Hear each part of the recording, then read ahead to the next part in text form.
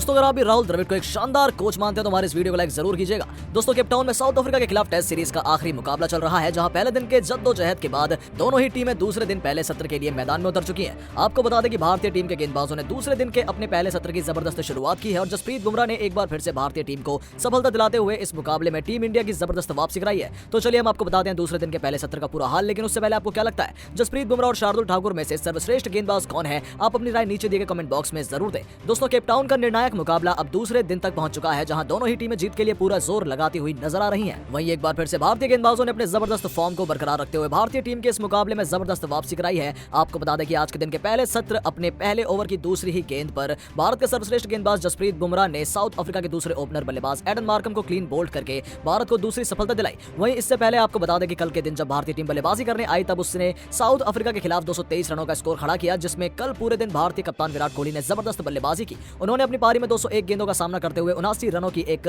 साहसिक पारी खेली, जिसमें उन्होंने 14 चौके और एक बेहतरीन छक्का भी लगाया। वहीं साउथ अफ्रीका की तरफ से सबसे ज्यादा विकेट उनके सर्वश्रेष्ठ गेंदबाज कगिसो रबाडा ने लिए। उन्होंने 4 भारतीय बल्लेबाजों को पवेलियन की राह दिखाई, जिसमें उनका सबसे महत्वपूर्ण विकेट कप्तान विराट कोहली का था। और वहीं उसके बाद जब साउथ अफ्रीका टीम बल्लेबाजी करने के लिए आई तब कल के आखिरी घंटों में जसप्रीत बुमराह ने पिछले मैच के हीरो रहे साउथ अफ्रीका कप्तान डीन एल्गर को आउट करके भारत को पहली और सबसे महत्वपूर्ण सफलता दिलाई। दोस्तों ऐसा माना जाता है कि टेस्ट क्रिकेट में दूसरा दिन बल्लेबाजी करने के लिए सबसे बेहतरीन दिन होता है और केपटाउन का यह मैदान भी कुछ ऐसा ही है। लेकिन भारत के सर्वश्रेष्ठ गेंदबाज जसप्रीत बुमराह के हाथों में भारतीय कप्तान विराट कोहली ने जब आज के दिन का पहला ओवर पकड़ाया तब उन्होंने आज के दिन की दूसरी ही गेंद पर साउथ अफ्रीका के दूसरे ओपनर बल्लेबाज एडन मार्करम को एक शानदार इन स्विंग गेंद डालकर क्लीन बोल्ड कर दिया और साउथ अफ्रीका को 17 रनों पर ही दूसरा झटका भी दे दिया और एक बार फिर से भारतीय टीम इस मुकाबले में साउथ अफ्रीका पर हावी हो गई। और इसके बाद बल्लेबाजी करने के लिए साउथ अफ्रीका के युवा बल्लेबाज कीगन पीटरसन मैदान में आए, जिन्होंने आते ही सकारात्मक शुरुआत की और बुमराह की गेंद पर 2 रन बनाकर अपना खाता खोला। लेकिन इसके बाद कल के दिन नाइट वॉचमैन के रूप में बल्लेबाजी करने आए केशव महाराज ने अपना आक्रामक रूप बनाया और अगले ओवर में मोहम्मद शमी की गेंद पर चौका लगाने का प्रयास किया।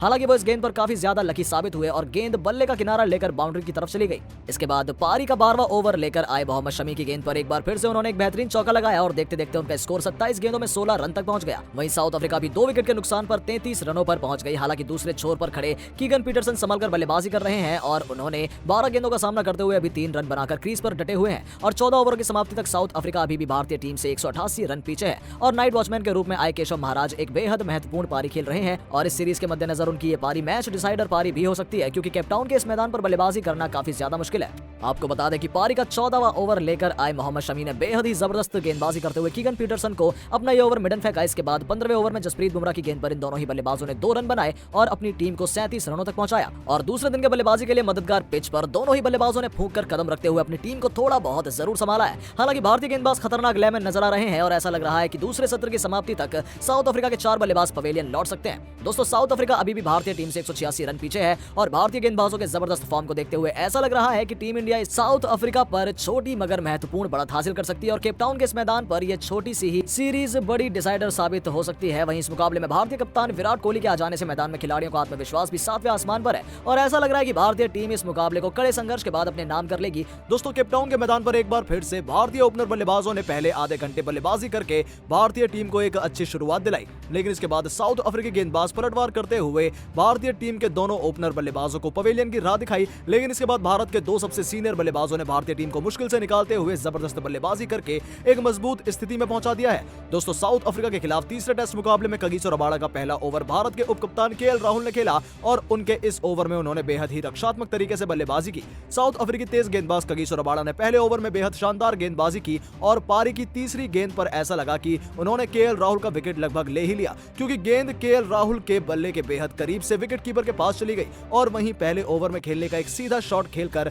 2 रन बनाए। इसके बाद बल्लेबाजी करने आए मयंक अग्रवाल एक बार फिर से आक्रामक अंदाज में नजर आए और दूसरा ओवर लेकर आए साउथ अफ्रीका के तेज गेंदबाज ओलिवियर की गेंदों पर ड्राइव लगाने के चक्कर में एक बार फिर से स्लिप में कैच दे बैठे थे। हालांकि ये गेंद मार्को जॉनसन के हाथ में लगते हुए पीछे चली गई और उनको दूसरे ही ओवर में एक जीवन दान मिल गया। और वहीं इस ओवर में ओलिवियर बेहद खतरनाक लय में नजर आ रहे थे। उन्होंने अपनी शुगर में खतरनाक इन स्विंग और आउट स्विंग डाली, जिसमें कई बार मयंक अग्रवाल के बल्ले के बेहद करीब से गेंद विकेट कीपर के दस्तानों तक पहुंची। हालांकि इसके बावजूद मयंक अग्रवाल क्रीज पर सुरक्षित होकर बल्लेबाजी कर रहे हैं और इसके बाद 2 ओवर मिडन खेलने के बाद दोनों ही बल्लेबाजों ने अपने रवैये को बदलते हुए थोड़े बहुत शॉट लगाना शुरू किए और 5 ओवरों में भारतीय टीम का स्कोर बिना किसी नुकसान के 15 रनों तक पहुंचा दिया। और वहीं अब तक इस सीरीज में आक्रामक रहे मयंक अग्रवाल एक बार फिर से अपने इसी अंदाज को बरकरार रखते हुए रन बनाना शुरू कर दिए। वहीं इसके बाद छठे ओवर में भी मयंक अग्रवाल ने ओलिवियर की तीसरी गेंद पर एक शानदार चौका लगाया, जिसके बाद ओवर के खत्म होने तक 6 ओवरों में भारतीय टीम का स्कोर 20 रनों तक पहुंच गया और केएल राहुल ने एक बार फिर से रक्षात्मक शुरुआत करते हुए 17 गेंदों में 5 रन बनाए। तो वहीं आक्रामक नजर आ रहे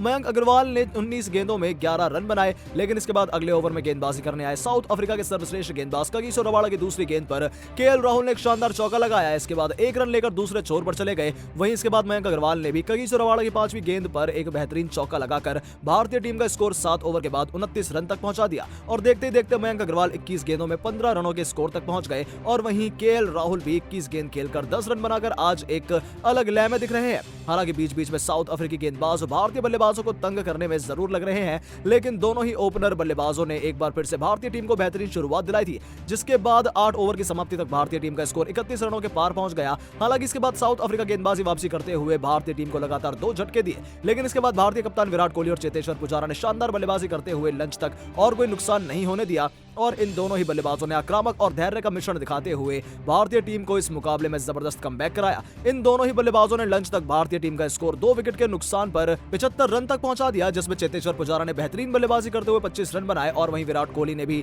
16 रन बनाकर उनका बखूबी साथ निभाया। वहीं दोस्तों लंच के बाद दोनों ही बल्लेबाजों ने एक बार फिर से भारतीय टीम को अच्छी शुरुआत दिलाई और चेतेश्वर पुजारा ने अपना आक्रामक रवैया जारी रखते हुए लुंगी एनकेडी के लंच के बाद पहले ओवर की दूसरी गेंद पर एक शानदार कवर ड्राइव लगाकर अपने स्कोर को 30 रन के पार पहुंचाया और 32 ओवरों के बाद भारतीय टीम का स्कोर 2 विकेट के नुकसान पर 81 रनों के पार पहुंचा दिया। वहीं दूसरी तरफ विराट कोहली ने 61 गेंदों में 16 रन बनाकर बेहद ही अनुशासित पारी खेल रहे हैं। वहीं इसके बाद इन दोनों ही बल्लेबाजों ने आगे संभलकर बल्लेबाजी करते हुए लगातार 2 ओवर मिडन खेले, लेकिन इसके बाद पारी के 35 ओवर में चेतेश्वर पुजारा ने अपने आक्रामक रवैये को बरकरार रखते हुए पहली गेंद पर चौका तो वहीं चौथी गेंद पर शानदार कवर ड्राइव लगाकर 3 रन बटोरे और भारतीय टीम का स्कोर 35 ओवर के बाद 2 विकेट के नुकसान पर 88 रनों तक पहुंचा दिया। दोस्तों इन दोनों ही बल्लेबाजों की बल्लेबाजी को देखते हुए ऐसा लग रहा है कि भारतीय टीम इस मुकाबले में अच्छा स्कोर खड़ा करेगी। टाउन में हल्के बादल जरूर है, लेकिन अभी बारिश की कोई संभावना नहीं है, तो आज के दिन हमें एक अच्छा मुकाबला देखने को मिल सकता है। और वहीं पहले सेशन में भारतीय टीम ने अपनी सतर्कता भरी शुरुआत की है, तो चलिए हम आपको बताते हैं पहले सत्र का पूरा हाल। लेकिन उससे पहले आपको क्या लगता है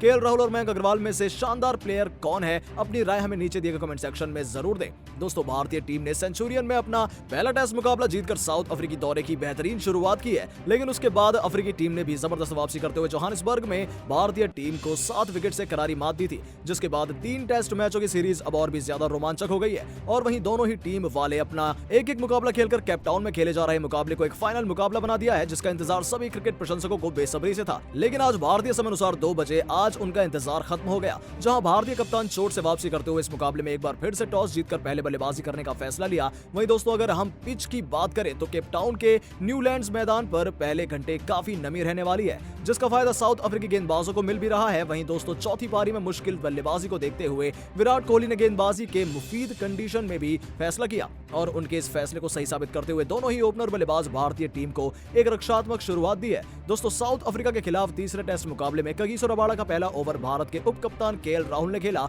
और उनके इस ओवर में उन्होंने बेहद ही रक्षात्मक तरीके से बल्लेबाजी की। साउथ अफ्रीकी तेज गेंदबाज कगिसो रबाड़ा ने पहले ओवर में बेहद शानदार गेंदबाजी की और पारी की तीसरी गेंद पर ऐसा लगा कि उन्होंने केएल राहुल का विकेट लगभग ले ही लिया, क्योंकि गेंद केएल राहुल के बल्ले से बेहद करीब से विकेट कीपर के पास चली गई और वहीं पहले ओवर में खेलने का एक सीधा शॉट खेलकर 2 रन बनाए। इसके बाद बल्लेबाजी करने आए मयंक अग्रवाल एक बार फिर से आक्रामक अंदाज में नजर आए और दूसरा ओवर लेकर आए। साउथ अफ्रीका के तेज गेंदबाज ओलिवर ने गेंदबाजी की और उनकी गेंदों पर ड्राइव लगाने के चक्कर में एक बार फिर से स्लिप में कैच दे बैठे थे। हालांकि यह गेंद मार्को जॉनसन के हाथ में लगते हुए पीछे चली गई और उनको दूसरी ही ओवर में एक जीवनदान मिल गया और इसी ओवर में ओलिवियर बेहद खतरनाक लय में नजर आ रहे थे। उन्होंने अपनी शुगर में खतरनाक इन स्विंग और आउट स्विंग डाली, जिसमें कई बार मयंक अग्रवाल के बल्ले के बेहद करीब से गेंद विकेट कीपर के दस्तानों तक पहुंची। हालांकि इसके बावजूद मयंक अग्रवाल क्रीज पर सुरक्षित होकर बल्लेबाजी कर रहे हैं और इसके बाद 2 ओवर मिडन खेलने के बाद दोनों ही बल्लेबाजों ने अपना रवैये को बदलते हुए थोड़े बहुत शॉट लगाने शुरू किए और 5 ओवरों में भारतीय टीम का स्कोर बिना किसी नुकसान के 15 रनों तक पहुंचा दिया। और वहीं अब तक इस सीरीज में आक्रामक रहे मयंक अग्रवाल एक बार फिर से अपने इसी अंदाज को बरकरार रखते हुए रन बनाना शुरू कर दिया है। वहीं इसके बाद छठे ओवर में भी मयंक अग्रवाल ने ओलिवियर की तीसरी गेंद पर एक शानदार चौका लगाया, जिसके बाद ईश्वर के खत्म होने तक 6 ओवरों में भारतीय टीम का स्कोर 20 रनों तक पहुंच गया और केएल राहुल ने एक बार फिर से रक्षात्मक शुरुआत करते हुए 17 गेंदों में 5 रन बनाए। तो वहीं आक्रामक नजर आ रहे मयंक अग्रवाल ने 19 गेंदों में 11 रन बनाए, लेकिन इसके बाद अगले ओवर में गेंदबाजी करने आए साउथ अफ्रीकी गेंदबाज सर्वश्रेष्ठ गेंदबाज कगिसो रबाडा की दूसरी गेंद पर केएल राहुल ने शानदार चौका लगाया। इसके बाद 1 रन लेकर दूसरे छोर पर चले गए। वहीं इसके बाद मयंक अग्रवाल ने भी कगिसो रबाडा की 5वीं गेंद पर एक बेहतरीन चौका लगाकर भारतीय टीम का स्कोर 7 ओवर के बाद 29 रन तक पहुंचा दिया।